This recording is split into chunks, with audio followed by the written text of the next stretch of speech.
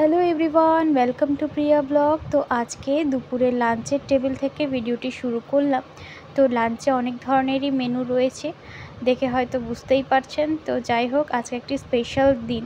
আর এখন হয়ে গেছে বিকেল, আর ভাই আমার জন্য এই চাটটা এনে দিল। আর এই দেখুন, সেজেগুজে বাবা মা রেডি হয়ে গেছে, আর এখানে চলছে কেক কাটিং পর্ব। আশা করি দেখে হয়তো বুঝতেই পেরে গেছেন, বাবা মায়ের 25th অ্যানিভার্সারি সেলিব্রেশন হচ্ছে।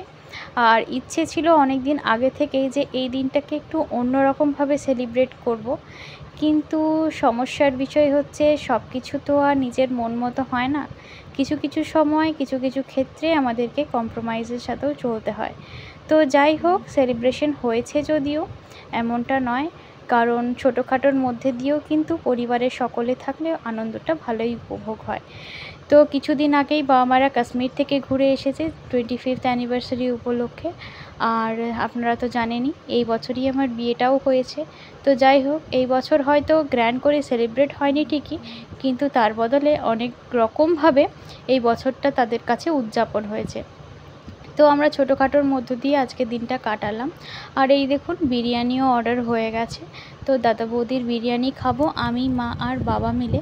তো ফার্স্ট টাইম খাচ্ছি এখানকার দাদা বৌদির বিরিয়ানি। তো দেখতে খুব একটা ভালো তো লাগছে মনে হচ্ছে, খেয়ে দেখা যাক কেমন হয়। তো খেতেও বেশ ভালো লাগছে, লাইটের মধ্যে আছে, দম বিরিয়ানি বলা চলে। আর এই দেখুন, চিকেনের পিসটাও কত সুন্দর সফট আর জুসি হয়েছে খেতে। আর আমরা চিকেন বিরিয়ানি খাচ্ছি, কিন্তু ভাই পনির বিরিয়ানি অর্ডার দিয়েছিল। তো রাত 10:30টার সময় ওর পার্সেল দিয়ে গেল। তো যাই হোক, এই ছিল আজকের দিনটা, খুব ভালোভাবেই কাটলো। তো আমিও বসেছিলাম টেস্ট করব বলে, কেমন কি লাগে না লাগে। আর ভিডিওটি বেশি বড় করছি না, টেস্ট করতে করতে ভিডিওটি শেষ করছি। আপনাদের কেমন লাগলো কমেন্টে কিন্তু জানাতে একেবারেই ভুলবেন না। যারা আমার চ্যানেলে নতুন আছে, চ্যানেলটিকে সাবস্ক্রাইব করে দেবেন। সকলেই ভালো থাকবেন।